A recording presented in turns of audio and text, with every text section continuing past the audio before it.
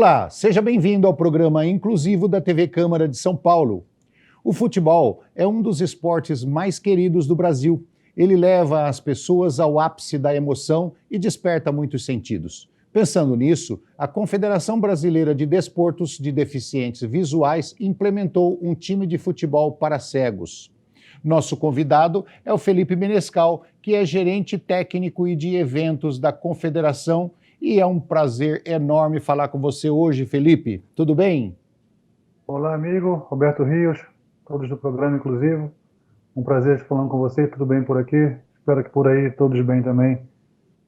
Ô, Felipe, como eu disse na entrada, o futebol causa muitas emoções, né? Então eu queria saber de você, quando é que alguém criou a ideia de futebol para cego? Porque até então, acho que ninguém imaginava, né, que se podia jogar futebol.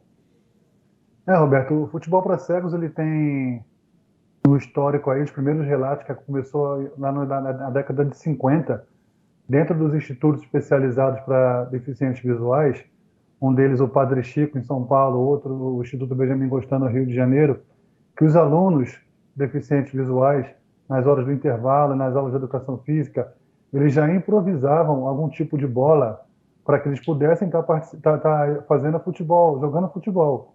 E essas bolas, nessa época, ainda não existia a bola com guiso, que é tão utilizada e tão comum hoje dentro dos institutos e associações para deficientes visuais. Então, como é que eles faziam? Eles pegavam uma bola convencional, enrolavam no saco plástico e ficavam jogando. Ou, quando não tinham uma bola convencional também, eles jogavam muitas vezes com latinhas amassadas. Assim como as crianças, pelo menos na minha idade, já fazia muito isso na hora do intervalo, na hora do recreio, jogar futebol com uma latinha amassada. É dessa forma que os cegos começaram jogando também no início do meados ali da década de 50. A criatividade é uma coisa impressionante, né? Você vê, o cara enrola um saco plástico na bola para ele poder fazer barulho no chão e acompanhar. É uma coisa muito legal isso. Exato, né? Tudo começou do improviso, né? Hoje nós temos já um profissionalismo aí, materiais de primeira qualidade, mas lá no início era bem no improviso mesmo, bem no amadorismo, e a coisa foi ganhando tamanho, foi crescendo, que hoje já é o futebol de 5 aí, uma realidade excepcional, de resultados excepcionais, uma estrutura muito boa a nível nacional aqui no Brasil. O Felipe, eu não posso fazer uma comparação com futebol de campo porque não existe. Então nós vamos fazer uma comparação com futebol de quadra, certo? Qual é a diferença do futebol para cegos e o futebol convencional? Certo, o futebol de cegos ele é oriundo do futsal convencional. Tá? Então nós temos algumas adaptações que são bem específicas. A primeira é a bola, que é a bola com guiso, né? Os atletas têm que se locomover pelo som da bola, então tem que ter silêncio total na quadra para que eles possam escutar o guiso. A segunda diferença primordial, em cima da linha lateral existe uma banda lateral, é como se fosse um tablado, uma paredezinha feita de madeira, que ela tem 1,20 m de altura. Ou seja, a bola não sai pela lateral. Se ela bater nessa banda lateral, ela continua em jogo, ela só sai pela linha de fundo ou se ela passar por cima dessa banda lateral. Isso dá muita agilidade para o jogo. Lá no início da modalidade, nos anos 90, nas primeiras competições, não existia essa banda lateral. Então o jogo era muito parado, o jogo não corria bem, não tinha muita dinâmica de jogo. Depois que foi inventada essa questão da banda lateral, que o jogo ficou muito mais dinâmico. Então as principais diferenças é a bola com guiso, a banda lateral e o silêncio. Só tem 3 pessoas que podem gritar e orientar durante todo o jogo. A quadra ela é dividida em 3 terços. No terço defensivo, só quem pode orientar a equipe é o goleiro, que enxerga normal, tá? O goleiro tem a visão normal. No terço do meio, só quem orienta é o técnico da equipe. E no terço ofensivo, atrás do gol adversário, fica uma pessoa da nossa equipe que a gente chama de guia ou chamador. E essa pessoa fica orientando atrás do gol adversário. Vem, chuta, tem 1, tem 2, tem 3, passa para a direita, passa para a esquerda, chuta. Vai Uhum. sair esse tipo de orientação. Então são essas 3 diferenças primordiais: a bola, a banda lateral e a divisão das quadras ali com silêncio e as orientações nos terços corretos. Então vamos lá, vamos especificar. Primeiro, eu ia fazer a pergunta para você do porquê que não tinha lateral, né? A bola bate naquela paredinha e volta. Você já explicou. Porque como eles não têm um controle direto, não conseguem enxergar as linhas laterais, a bola sai muito facilmente e o jogo ficava paralisado. Exato. Ok? Muito bem explicado. No caso do cara que fica atrás do gol adversário, ele fica direcionando para onde o atacante vai chutar. Né? Perfeito, se o cara estiver virado muito para a esquerda, ele vira para a direita e chuta. Perfeito, Roberto. Tá. E a terceira pergunta que eu vou fazer dentro desse mesmo segmento das diferenças, eu queria saber o seguinte: a bola, ela tem material diferente? Ela é feita do mesmo material da bola convencional? Ela é de couro? Ela é de plástico? Como é que ela é? De forma geral, o mesmo material da bola convencional. Tá? A única diferença é que dentro ela tem uma chapazinha que fica os guios para poder fazer o barulho. Mas o material externo dela é o mesmo material das bolas convencionais do futsal. Esse guiso é bem sutil, né? Porque eu já vi o futebol de cegos e eu não consegui escutar o barulho da bola, não. É sutil, é bem sutil. Ali quem está dentro da quadra consegue escutar. Mas, por exemplo, quem está na arquibancada, porque ele já... Assim, a gente fala que não tem que ter... Não pode fazer barulho durante o jogo. Mas já é um jogo barulhento, né? Você imagina 8 cegos dentro de uma quadra de 40 por 20. Então eles têm que estar o tempo todo falando para poder se orientar. Então já é um jogo barulhento, já há muita falação no jogo. E isso impede que o barulho da bola ele saia para quem está assistindo. Mas ali dentro da quadra está todo mundo ouvindo bem a bola. Então é mais uma diferença, porque o jogo de quadra, o jogo normal, as pessoas se comunicam, mas não é tanto quanto o jogo de cegos, porque eles têm que estar mostrando o posicionamento deles a cada segundo. O tempo todo tem que estar em comunicação. Tá, para eles saberem onde está a equipe. Isso, a poder se orientar de forma geral dentro da quadra, né? Quer dizer, onde tá os companheiros, é bem organizado, né? Isso. E o meio deles se orientar é pela comunicação, né? Sim. Isso é feito o tempo todo a comunicação. Falando de tudo isso, dessas diferenças, dessas sutilezas e tudo mais, qual é a maior dificuldade que você vê para as pessoas que estão iniciando nesse esporte? Roberto, é um esporte complicado de se iniciar, né? Por conta como eu falei anteriormente, você imagina aí, vamos pensar aí na iniciação infantil. Você imagina colocar 8 crianças com deficiência visual num espaço relativamente pequeno, e essas crianças têm que correr, desviar do seu amigo, ou achar uma bola e achar o gol adversário. Então, é um esporte, sim, de bastante contato, o futebol de 5. E é das modalidades paralímpicas uma das que tem que ser mais treinadas para você se aprimorar tecnicamente. E eu acho que a maior dificuldade da iniciação é o medo e o receio das crianças e jovens no contato, na grande quantidade de choque que tem na modalidade. Comparando com outra modalidade nossa aqui, que é o goalball, que é uma modalidade que não tem contato de uma equipe com outra, muitas vezes a gente deixa de ter equipes de base no futebol de 5 por medo do contato, e a criança acaba optando para ir para o goalball ou para uma outra modalidade que não tenha contato. Então essa é uma dificuldade que a gente tem consciência que existe no futebol de 5, e estamos estudando e trabalhando e dando cursos aí para ter uma forma mais tranquila, mais sutil, mais lúdica de começar o futebol de 5 para que não tenha tanto contato. Então vamos fazer uma correção aqui. Eu estou falando futebol de cegos, então nós vamos corrigir. É futebol de 5. Eu que te peço perdão, Roberto.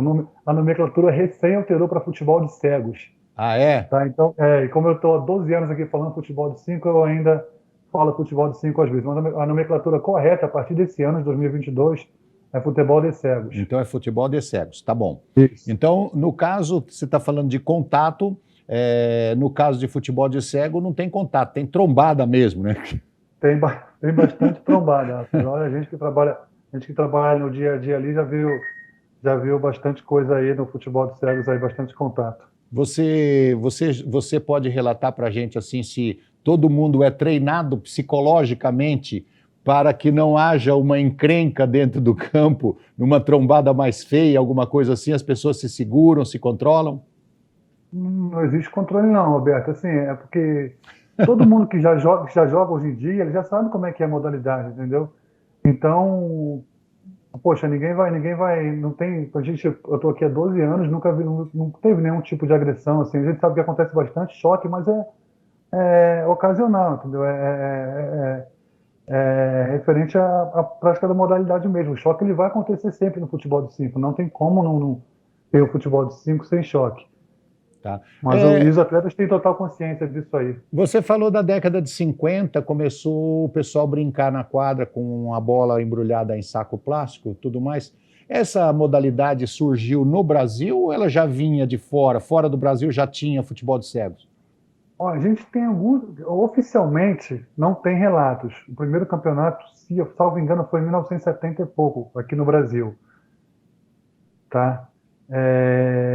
Mas a Federação, o Comitê Paralímpico Internacional, ele considera uma competição na Espanha, em 86, como a primeira competição oficial do Hum, futebol de cegos. Então é uma modalidade jovem, né, aí no programa paralímpico. Existem relatos, como eu falei, lá da década de 50, mas era tudo lúdico, né, tudo mais em relação à brincadeira, não era levado como uma modalidade paralímpica esportivamente falando. que a gente podia falar que é rudimentar. Isso, exato. Tá. Exato. Agora, fora da quadra, o futebol de cegos, ele traz algum benefício para a pessoa na vida social, na vida fora das quadras? Ele consegue melhorar a autoestima, consegue ter um relacionamento melhor, consegue fazer com que as pessoas percam um pouco a vergonha, a timidez e aí por diante? Várias formas, né, Roberto? Nesse caso, eu não cito nem somente o futebol de cegos, o esporte em geral. Ele agrega muito na vida da pessoa com deficiência, na vida da pessoa sem deficiência. Eu acho que o esporte, a gente ainda tem uma política pública de esporte muito fraca aqui no Brasil. E quando se diz política pública de esporte paralímpico, menor ainda, né?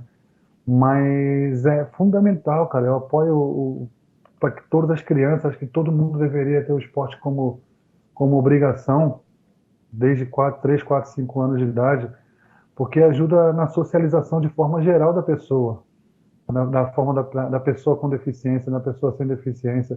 O esporte é, sem dúvida, um fator agregador na questão social. E no que diz respeito mais individualmente aqui na nossa situação dos deficientes visuais, com certeza a autonomia do atleta de futebol de 5, do atleta paralímpico em geral, ela na maioria das vezes é muito maior do que o atleta, do que a pessoa portadora de deficiência que não faz um esporte.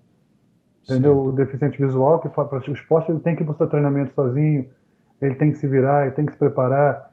E por muitas vezes, a pessoa portadora de deficiência que não pratica o esporte não tem essa autonomia de pegar um transporte público, considerando toda a falta de acessibilidade que a gente tem.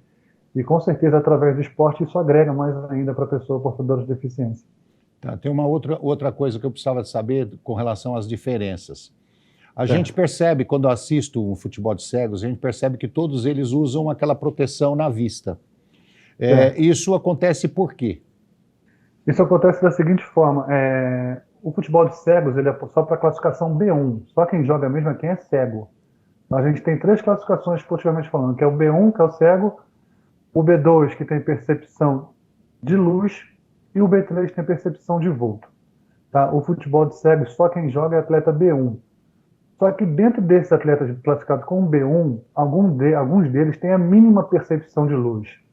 E a mínima percepção que você tiver, jogando com quem não tem percepção de luz nenhuma, pode fazer diferença. Sim, Por isso que é obrigatório todos eles colocarem o que a gente chama de venda, né?